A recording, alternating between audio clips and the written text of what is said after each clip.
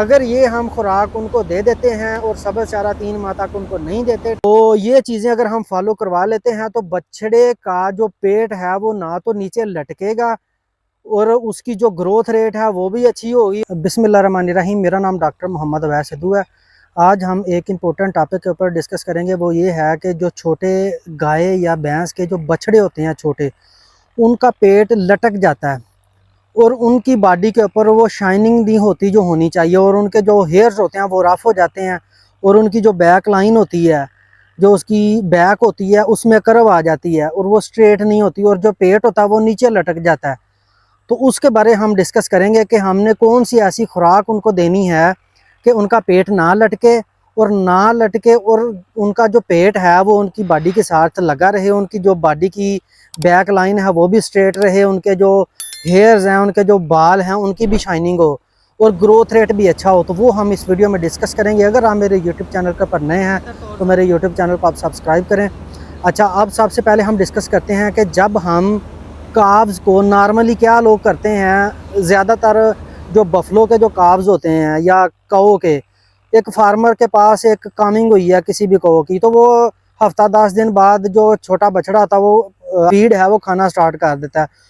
तो वो उनको क्या करते हैं कि ना तो नॉर्मल उसको जो रिक्वायर्ड उसका दूध होता है वो नहीं देते जो उसको चाहिए होता है, और उसके अलावा फीड है उसकी, जो उसके चारा है वो भी उसको जो रिक्वायर्ड है वो नहीं देते। वो क्या करते हैं कि सब्ज़ चारा जो वो अपनी गाय भैंस को दे रहे होते हैं वो ही उठा के उनके आगे रख देते हैं। जब खाते रहते हैं तो सब्ज़ चारे में नॉर्मली 30% से अबव भी उसमें पानी होता है, तो वो तकरीबन कोई आप कह लें 20% या 25% उसमें ड्राई मैटर होता है। तो वो नॉर्मल जो उसको रिक्वायर्ड ड्राई मैटर चाहिए होता है काव्स को, बछड़ों को, वो नहीं उनको मिलता, कि उसको जो हम फोडर दे रहे हैं चारा, उसमें पानी ज़्यादा होने की वजह से वो चारा खाता रहता है काफ, तो उसकी वजह से उसका ड्राई मैटर पूरा नहीं होता, तो उसकी वजह से वो ज़्यादा खाता रहता है। तो रिक्वायरमेंट है उसकी जो न्यूट्रिशन की काफ की वो पूरी नहीं होती, उनका ड्राई मैटर पूरा नहीं होता, लेकिन वो अपनी भूख को ख़त्म करने के लिए वो सब्ज़ चारा खाता रहता है, जिसकी वजह से उसमें पानी होता है 80% से ज़्यादा। तो वो पानी की वजह से पेट लटक जाता है उसका। रीमन जो है, एक तो रीमन की उसकी जो डेवलपमेंट है वो अच्छी तरह नहीं होती, क्योंकि काफ स्टार्टर देते हैं। काफ स्टार्टर में क्योंकि ग्रेन्स होते हैं, तो ग्रेन्स में जो विया फेज प्रोड्यूस होते हैं, तो विया फेज की वजह से रीमन के जो पपिलाज हैं, जो उसका तौलिया होता है, उसकी डेवलपमेंट होती है। तो साथ ना तो हम उसको वंडा देते हैं, ना हम उसको खुश्क चारा देते हैं। खुश्क चारा देने की बजाय वही लोग उनको सब्ज़ चारा दे देते हैं।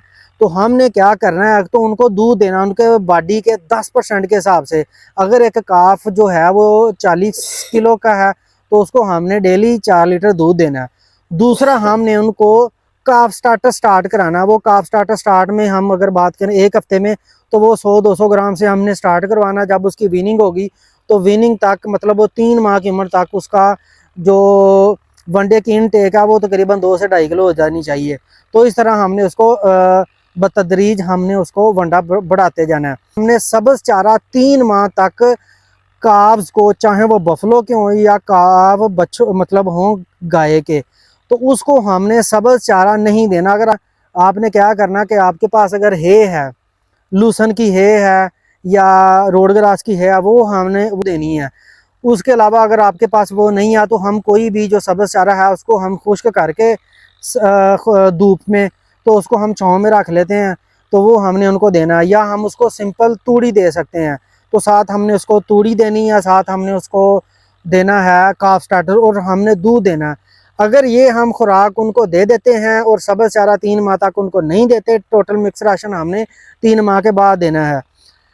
तो ये चीज़ें अगर हम फॉलो करवा लेते हैं तो बछड़े का जो पेट है वो ना तो नीचे लटकेगा, और उसकी जो ग्रोथ रेट है वो भी अच्छी होगी, और उसके जो हेयर्स की शाइनिंग है और उसकी जो ग्रोथ रेट है वो भी इम्प्रूव होगी। शुक्रिया।